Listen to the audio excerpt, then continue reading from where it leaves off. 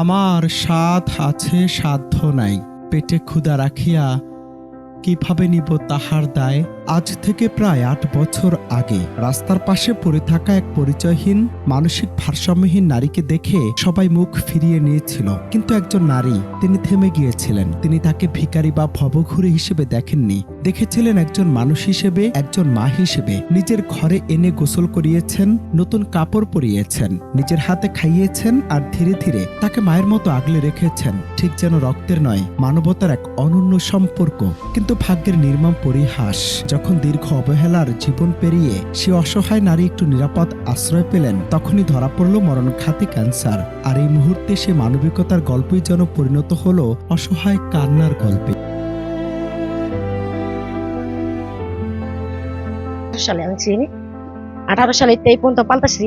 আমি কাউরে বলি নাই যে আমি এই লোকটা পাল্টাছি, রাস্তাতে ঘুরাই আনছি, আমার কেউ একটা টাকা দেন, কি একবেলা তারে বরণ পোষণ করেন। তখন আমার দেওয়ালি ঠিক হয়ে গেছে যে আমার ঘরে একটা রুগী, তার আমি কিভাবে চিকিৎসা করবো। যে তার গার্জিয়ান যদি বাইরে হয় তাইলে আমার জীবনটা ধন্য হইব, যে না আমি তার একটা গার্জিয়ান পাইছি, যে এত যাবত পাল্টাছি তার গার্জিয়ানের হাতে আমি উঠাই দিতে পারছি।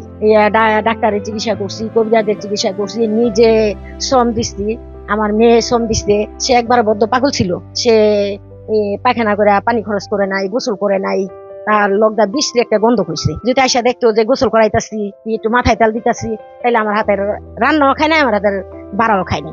ওর এরকম করতে করতে করতে করতে 3 বার 4 বার 10 বারও গোসল করাইছি, যে একটা পাগলটা বলে বেশি করে গোসল করাইলে সে ভালো হয়।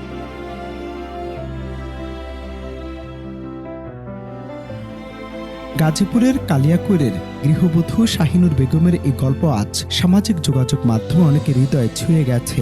8 বছর আগে রাস্তা থেকে তুলে আনা পরিচয়হীন ওই নারী নিজের নাম ঠিকানাও বলতে পারেন না, অথচ শাহিনুর কখনো তাকে বোঝা ভাবেননি। সমাজের কটূক্তি, আত্মীয় স্বজনের অপমান, আর্থিক সংকট কিছুই তাকে সিদ্ধান্ত থেকে সরাতে পারেনি। প্রতিদিন নিজের পরিবারের সদস্যদের মতোই তাকে খাইয়েছেন, পরিষ্কার পরিচ্ছন্ন রেখেছেন, অসুস্থ হলে চিকিৎসা করিয়েছেন।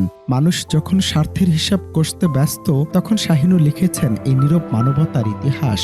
কিন্তু আজ সেই ইতিহাসের সামনে দাঁড়িয়ে আছে এক ভয়াবহ বাস্তবতা। সড়ক দুর্ঘটনায় পরিবারের একমাত্র উপার্জনক্ষম ব্যক্তি শাহিনুরের স্বামী পঙ্গু হয়ে শয্যাশায়ী। অন্যদিকে 8 বছর ধরে আগলে রাখা সেই নারী এখন ক্যান্সারের সঙ্গে জীবন মৃত্যু লড়াই করছেন। চিকিৎসার ব্যয় বহন করার সামর্থ্য নেই পরিবারটির। প্রতিদিন দিন কাটছে অনিশ্চয়তায়, আর চোখের সামনে প্রিয় মানুষটিকে ধীরে ধীরে নিভে যেতে দেখে অসহায়ের মতো আজ শাহিনুর। অসুস্থ, খুবই অসুস্থ। কয়েকদিন আগে আমরা সাতক্ষীরা হাসপাতালে নিয়ে গেছি, ডাক্তারের পরীক্ষা দিচ্ছে, পরীক্ষা করার তো টাকা নাই। এই ধানমন্ডি পরীক্ষা করবার দিচ্ছে, ধানমন্ডি পরীক্ষা করতে টাকা মেলা টাকা লাগবে। আমরা চাই তার একটা চিকিৎসা হইতো, মানুষ ভালো, যে পারলে হাও ভালো।